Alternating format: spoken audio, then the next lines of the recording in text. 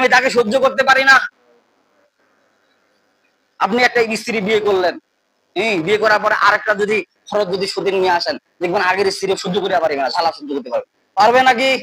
আল্লাহ তাআলা বলেন যে আমি তো তোমার চোখ কান নাক সবকিছু আমি আল্লাহ পাক সৃষ্টি করেছি, এবং আমি আল্লাহ খাই খিলাই, আমি আল্লাহ দিই, আমি আল্লাহ সবকিছু করি।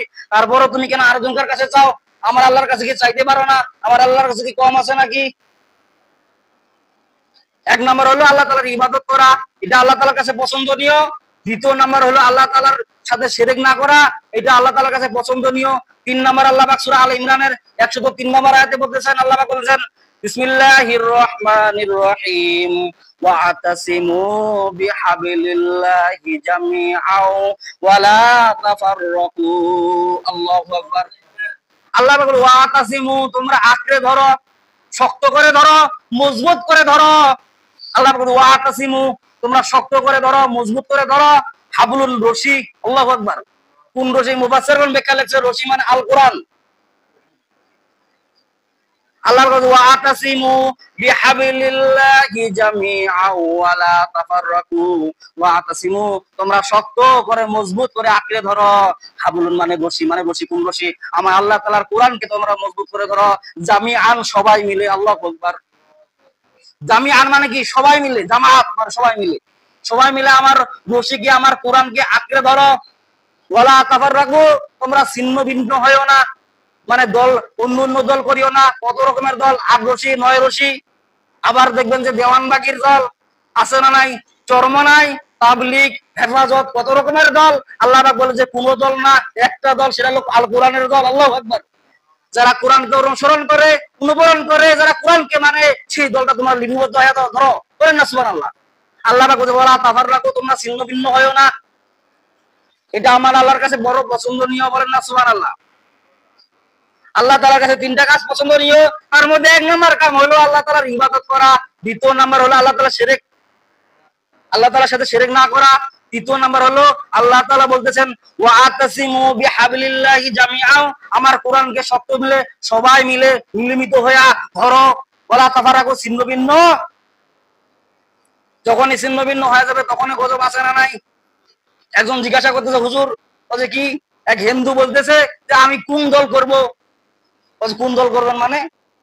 আপনাদের মধ্যে তো বড় ফেকরা, কি একজন 8 রশি, আরেকজন 9 রশি, আরেকজন দেওয়ানবাগি, আরেকজন চরমনাই, আরেকজন তাবলিগ। আমরা কোথায় যাব? আমাদের তো মাথা ঠিক নাই, আপনাদের তো ঠিক নাই, আমাদের মাথা ঠিক কেমন ঠিক হবে? ঠিক কিনা বলেন? কেন ফতুয়াবাজ হলো যে আপনি এটা কি হয় ভাই, এটা কি বলছে? আল কোরআন। বলছে এই কোরআনের মধ্যে কোনো তাবলিগ আছে নাকি? বলছে না। বলছে চরমনাই দল আছে নাকি? বলছে না। বলছে 8 রশিদ দল আছে নাকি? বলছে না। বলছে কিসের দল আছে? বলছে কোরআনের মানার দল আছে। বলেন না সুবহানাল্লাহ। কোরআন মানার কথা আছে, এখানে চরমনার কথা নাই, এখানে তাবলিগের কথা নাই, এখানে জামাতের কথা নাই, এখানে হেফাজতের কথা নাই, এখানে কারো কথা নাই। এখানে একটা কথা আছে, সেটা হলো কোরআনকে আঁকড়ে ধরো। আল্লাহু আকবার। কত রকমের ফেকরা রে ভাই, যাবেন খালি ফেকরা আর ফেকরা, ফেকরা আর শেষ নেই। আল্লাহ পাক বলেছেন ওয়াতাসিমু বিহাবলিল্লাহি জামিআও ওয়ালা তাফাররাকু। ওয়াতাসিমু, তোমরা মজবুত করে ধরো। হাবলুনের মুফাসসির ব্যাখ্যা লিখছে যে কোরআনকে ধরো, কোরআন বাদ দিয়ে আর বাকি যা আছে সবকিছু ডিনাই করে দাও, ডিলিট করে দাও। কোরআন মানা মানে নাই, খালি এই দল ওই দল। ও যে এইটা টুপি বলে লম্বা, এটা বলে খাটো, এটা বলে পাস করলে, এটা বলে লম্বা করলে। কত রকমের ভাই টুপি রে ভাই, কিন্তু মাথায় দিলে সুন্নত হয়ে যায়। ঠিক কিনা বলেন? টুপি নিয়ে কোনো দলাদলি করা যাবে নাকি? কোরআন মানতে হবে, কোরআনের আইন অনুযায়ী চলতে হবে। তাহলে আল্লাহ তাআলার কাছে 3টা কাজ পছন্দনীয়, তার মধ্যে একটা কাজ হলো কি বলেন দেখি? আল্লাহ তাআলার ইবাদত করা। দ্বিতীয় নাম্বার হলো আল্লাহ তাআলার সাথে শিরক না করা। 3 নাম্বার হলো লিপিবদ্ধ হয়া, জামাতবদ্ধ হয়া কোরআনকে আঁকড়ে ধরা। বলেন না সুবহানাল্লাহ। জামাতের মধ্যে যখন মসজিদের মধ্যে আসে সবাই জামাত, ঠিক কিনা বলেন? জামাতবদ্ধ হয়ে নামাজ পড়ি, আর যখন বাইরে যায় তখন ছিন্ন ভিন্ন।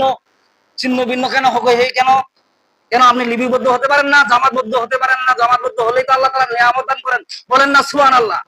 যে দলের মধ্যে জামাত থাকে, যে দলের মধ্যে সবাই মিলে মিলিত থাকে, সেই দলের মধ্যে আল্লাহ পাক বরকত দান করেন। সুবহানাল্লাহ। কারণ আল্লাহ তাআলার কাছে ওইটা জামাত, ওইটা পছন্দনীয়। আর যারা ছিন্ন ভিন্ন, তার মানে কি হয় একা 100, 300, 400, মানে কোনো হিসাব নাই রে। কি বলবে আর ভাষায় খুঁজে পাচ্ছি না কি যে বলবো। জামাতবদ্ধ হয়ে যখন যে কাজটা করবেন সেই কাজের মধ্যে আল্লাহ পাক বরকত দান করেন, বলেন না সুবহানাল্লাহ। একাই নামাজ পড়বেন 1 গুণ সওয়াব, ঠিক কিনা বলেন? জামাতে নামাজ পড়বেন কয় গুণ সওয়াব? 27 গুণ সওয়াব। একা একা নামাজ পড়লে 1 গুণ সওয়াব, আর মসজিদে যখন আপনি জামাতবদ্ধ হয়ে নামাজ পড়বেন 27 গুণ সওয়াব। এমনি এমনি দিবেন নাকি জামাতবদ্ধ হওয়ার কারণে দিবেন? আর যখন জামাত থেকে ফারেক হবেন সেখানে কোনো বরকতও পাবেন না। মানুষের সাথে আলেম ওলামার সাথে কোনো পরামর্শ নাই, নিজেই 100 যে বুঝে তো তামান। তো মুফাসসিরগণ ব্যাখ্যা লিখেছেন আবু হুরায়রা রাদিয়াল্লাহু তাআলা আনহু, তিনি বলেন যে 3টা কাজ আল্লাহর কাছে পছন্দনীয়।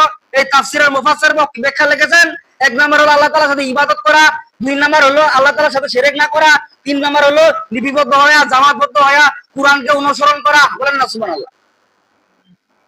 আর 3টা কাজ আল্লাহ তাআলার কাছে অপছন্দনীয়। 3টা কাজ কি? অপছন্দনীয়। 1 নাম্বার হলো অধিক পরিমাণের কথা বলা। এমন লোক আছে না নাই, বাসাল মার্কা লোক, কথা বলতেই থাকে, কথার কোনো মানে ভ্যালিডেশন নাই, ডাইন বাম কিছু নাই।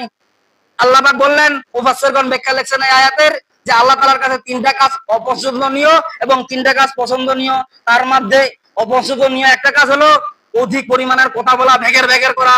এমন লোক আছে না নাই, বলতেই থাকে, কোনো ভ্যালিডেশন নাই, বলতে অধিক পরিমাণে মিথ্যা কথাও বলে। যারা অধিক পরিমাণে কথা বলে দেখবেন যে 10টার ভিতর 9টা দেখবেন মিথ্যা কথা। কারণ এই মুখের জবানের হেফাজত করো, কারণ এই মুখের জবানের হেফাজত আল্লাহ তাআলা কৈফিয়ত নেবেন। তুমি দুনিয়ার মধ্যে কয়টা কথা বলেছো? ফালতু কথা যখন বলবা কিয়ামতের দিন শাস্তি দিবে আল্লাহ পাক। 1 নাম্বার হলো আল্লাহ তাআলার কাছে অপছন্দনীয়ের মধ্যে 3টা কাজের মধ্যে 1 নাম্বার কাজ হলো আল্লাহ তাআলার কাছে অপছন্দনীয় কাজ হলো যে